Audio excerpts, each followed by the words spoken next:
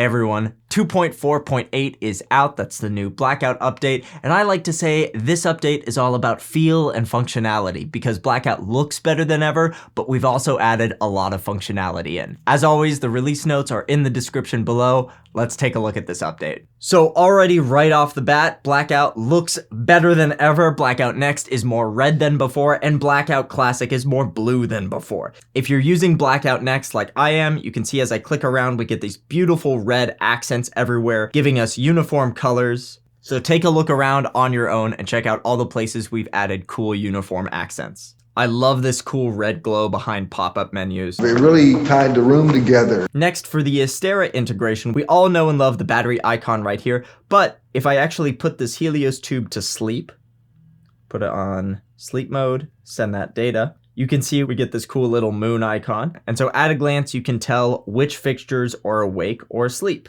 Okay, moving right along, we have some new updates in LivePlot. My favorite thing here is all the features that have to do with labeling. Labeling saves lives and it makes it way easier to hand off your iPad or your LivePlot via the web browser to someone that needs it. And these new features make it very clear what's going on. Okay, I'll come into edit mode here. And here I have my Helios tube. I'll come into label here. And you can see now I get all the variables associated with that fixture. I like to have the number, so I'll start with the number, and then I like to hit enter down here and then put the name. If you gave your fixtures a label in the patch, you could also use your label instead. So I can save that, and you'll see that LivePlot will pull from the patch screen. So if I give this Helios tube a label like doorway and go back into LivePlot, edit, I can add that as well. I'll hit return again, and then add in that label. And now I get all three variables in there. You can also add these variables to your custom fields. We now give you this awesome eye icon to toggle your custom fields, but if I click into any of these, you can see for the label, I can add all of the same variables. You can also add custom fields to images. So if I come here to my image button, add new, and search for this Helios tube PNG I have, I'll rescale this, and now I can actually give it the target of my Helios tube. And then in the properties, I can add a field for intensity, and I can add a new field for the color temperature. And so now I can actually use this image of a Helios tube as my Helios tube in LivePlot. So how cool is that? You can use fixture symbols and images as your actual symbols in LivePlot if that's your jam.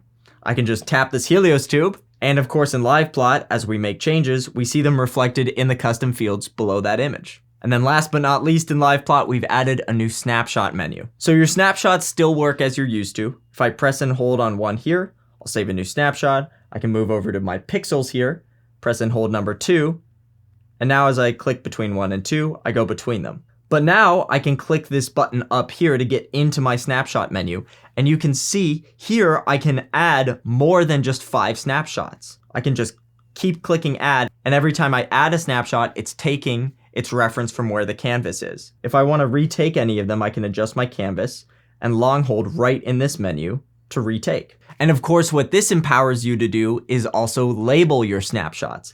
I can long press on my first one and rename this Helios, and I can long press on this one and rename it Pixels. So if I wanted to, I could operate Blackout with this menu open the whole time. I could tap here for Pixels, tap here for Helios, and whenever I want this menu out of my way, I can just click here and the drawer closes. Again, as always, the full release notes with all the bug fixes and improvements are below, but the last thing I want to show off is some people were having an issue with losing Wi-Fi and then losing output to their devices. You'll see here, I have my Helios tube playing a chase. I'll come to my iPad and turn Wi-Fi off. The chase stops. I can even move around Blackout, do other things, but you'll see if I come back to Wi-Fi and turn it on, it instantly reconnects and keeps playing the chase. So this issue is now fixed in 2.4.8. Go to the App Store and update Blackout today. Let me know in the comments what you want to see more of, and I'll see you next time.